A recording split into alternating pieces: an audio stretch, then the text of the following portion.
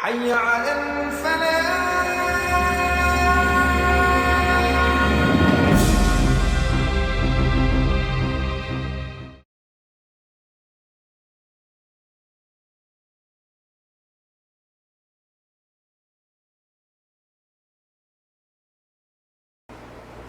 Assalamualaikum warahmatullahi wabarakatuh.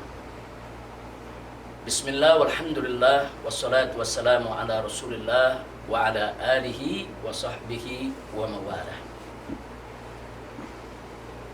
Rakyat dan bangsa Indonesia dimanapun Anda berada, semoga taufik dan hidayah dari Allah subhanahu wa ta'ala senantiasa menyertai kita, dan semoga rahmat dan barakah selalu dikucurkan oleh Allah subhanahu wa ta'ala untuk negara kesatuan Republik Indonesia yang sama kita cinta. Saudaraku, pada kesempatan kali ini saya ingin berbagi cerita. Saya ingin berbagi pengalaman. Karena melihat dan memperhatikan pelaksanaan pemilu 2019 yang diwarnai bahkan dipenuhi dengan aneka ragam kecurangan yang masif, struktural, dan sistematis, sehingga menjadi pemilu terburuk sepanjang sejarah Indonesia. Namun demikian, setelah saya renungkan, pikirkan dengan seksama, kemudian merunut kembali tentang aneka ragam kejadian sebelum Pilpres 2019 ini, saya menyadari dan saya merasakan bahwa sebetulnya kecurangan seperti ini sudah terjadi pada tahun 2014. Hanya saja ketika itu kita belum masuk era euforia medsos, dan ketika itu belum ada semangat masyarakat untuk melawan kecurangan seperti yang terjadi saat ini. Sehingga kecurangan-kecurangan seperti ini yang sebetulnya terjadi pada tahun 2014 tidak diketahui oleh masyarakat banyak. Kenapa saya harus menyampaikan ini? Nah, saya punya pengalaman dan di Malang sebelum pengumuman hasil pemilu tahun 2014, saya diundang oleh seorang pengusaha di Jakarta untuk melakukan pertemuan dengan calon presiden saat itu, yaitu saudara saya, Bapak Prabowo Subianto.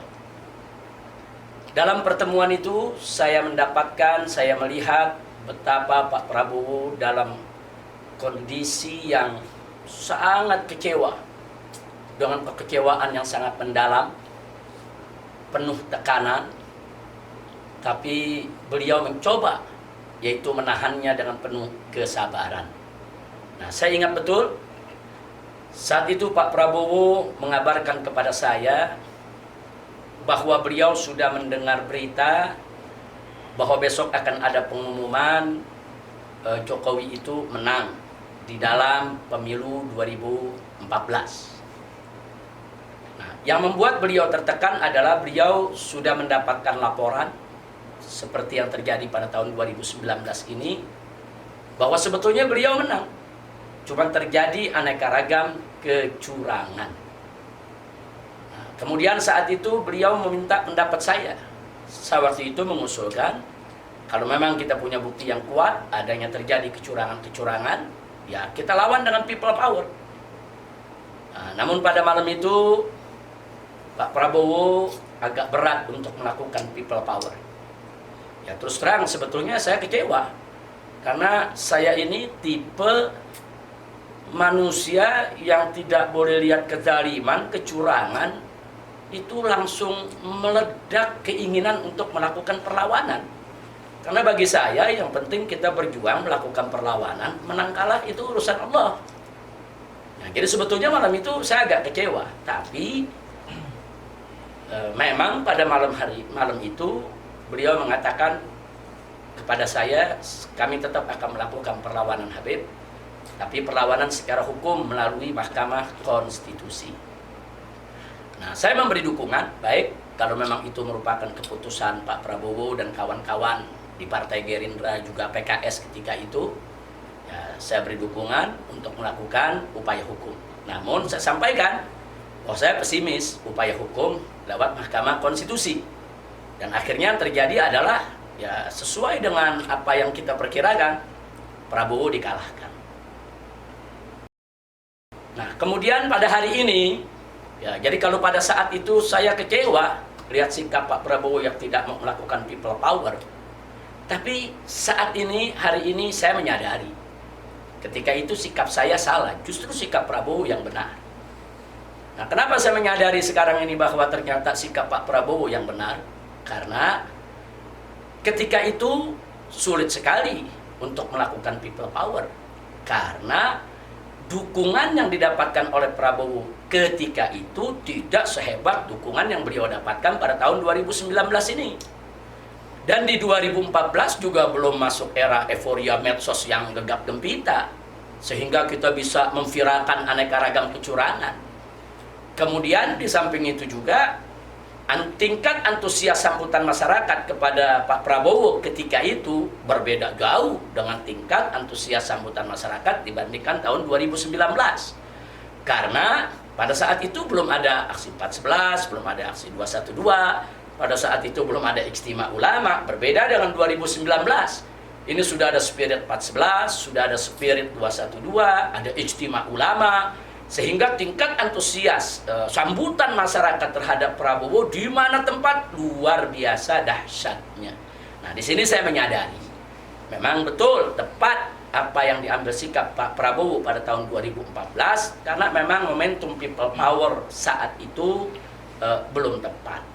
Nah, disitulah saya rasakan kebesaran jiwa Pak Prabowo, walaupun beliau tahu dicurangi, walaupun akhirnya beliau dikalahkan di Mahkamah Konstitusi, tapi beliau dengan berjiwa besar, yaitu menerima kekalahannya walaupun dicurangi hanya untuk demi persatuan dan kesatuan NKRI. Nah, tapi yang saya salut lagi, walaupun beliau menerima kekalahan tersebut, kemudian beliau tidak menjadi penjilat, beliau tidak masuk dalam pemerintahan, tapi beliau tetap di luar pemerintahan sebagai oposisi bersama PKS. Nah, disitulah saya angkat tangan buat Pak Prabowo. Artinya saat itu beliau mengalah untuk persatuan dan kesatuan NKRI, dan beliau tidak menjilat pemerintahan, beliau tetap berada di luar pemerintahan untuk menjaga daripada aspirasi masyarakat rakyat yang diwakilinya selama ini. Nah, kali ini 2019 tentu berbeda. Tatkala Pak Prabowo mengumumkan deklarasi kemenangannya, saya melihat bahwa langkah itu langkah yang brilian, langkah yang tepat. Memang kondisi saat ini berbeda dengan 2014. Saat ini kita sudah masuk era euforia medsos, sehingga aneka ragam kecurangan itu bisa diviralkan kemana-mana. Berbeda dengan 2014, rezim yang curang itu bisa menyembunyikan segala kecurangannya. Nah, jadi di sini saya ingin ingatkan betul dengan Pak Luhut Binsar Panjaitan, Pak Hendro Priyono, yang merupakan aktor-aktor intelektual yang berada di balik yaitu kemenangan Jokowi di tahun 2014, yang terlibat langsung di dalam kecurangan di tahun 2014. Anda lupa bahwa tahun 2019 ini berbeda dengan tahun 2014. Jadi kalau tahun 2019 ini Anda ingin mengulangi kecurangan yang sama, hari ini Anda menghadapi semangat rakyat untuk berdaulat, semangat rakyat untuk melawan kecurangan.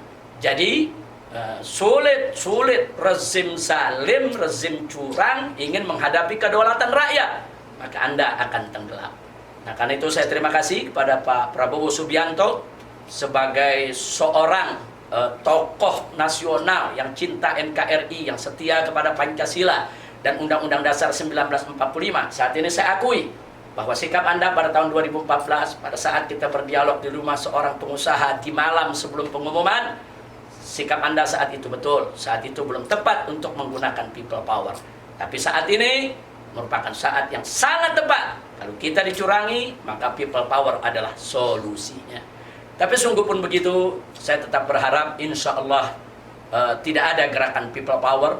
Kita tetap menginginkan KPU segera mengumumkan yaitu kemenangan bagi Prabowo Sandi, sehingga terjadi suksesi kepemimpinan dari Pak Jokowi ke Pak Prabowo itu dengan jalan damai, dengan jalan tenang, dengan jalan konstitusional, dengan jalan tetap menjaga persatuan dan kesatuan Republik Indonesia. Dan yakinlah kepada semua pihak bahwa Prabowo Subianto seorang yang cerdas, seorang negarawan, seorang yang tidak punya dendam. Insya Allah beliau akan menjalankan pemerintahan ke depan ini tanpa politik balas dendam, tapi dengan politik yang jujur dan adil. Karenanya kepada Prabowo Subianto, jangan lupa untuk selalu yaitu berkonsultasi kepada para habaib, para ulama-ulama yang istiqomah di dalam mengambil setiap kebijakan agar Anda tidak salah jalan. Demikian yang bisa saya sampaikan. Inilah sekedar kita berbagi pengalaman apa yang terjadi 2014 dan apa yang terjadi 2019. Karena itu saya ulangi sekali lagi bahwa kecurangan yang terjadi di tahun 2019 sebetulnya hanya merupakan pengulangan dari kecurangan yang terjadi di 2014. Hanya bedanya saat itu belum terekspos karena kita belum masuk yaitu ke era euforia medsos seperti di 2019 ini. Karena saat itu belum ada semangat perlawanan rakyat terhadap kecurangan. Berbeda dengan tahun 2019 yang semangat perlawanan rakyat terhadap kecurangan begitu luar biasa. Dan saat itu 2014 belum ada istimewa ulama, belum ada spirit 411 dan 212. Tapi kali ini ada istimewa ulama dan ada spirit 411 dan 212. Nah, jadi sekali lagi sudahlah, yang 2014 yang sudah mafatafat. Nah, sekarang di depan kita dan 2019 mari kita luruskan. Nah, mumpung kita masih ada kesempatan, mari kita luruskan. Jadikan Pilpres 2019 ini sebagai Pilpres yang jujur dan adil. Nah, semua kecurangan-kecurangan dihapus, diluruskan, diposisikan, diadilkan, betul-betul diluruskan. Jangan sampai kita hanyut di dalam kecurangan. Insya Allah ke depan negara Indonesia akan dipimpin oleh Prabowo Sandi, dan insya Allah Prabowo Sandi akan menjadi presiden dan wakil presiden periode 2019 sampai 2024, dan insya Allah mereka menjadi pemimpin yang jujur dan adil, membawa Indonesia adil dan makmur. Sekian dari kota suci Makkah Al-Mukarramah. Terima kasih atas semua perhatiannya dan terima kasih atas kerjasama semua rakyat dan bangsa Indonesia dari Sabang sampai Merauke yang begitu semangat untuk terus menggulirkan perlawanan terhadap kezaliman dan kecurangan untuk menegakkan keadilan.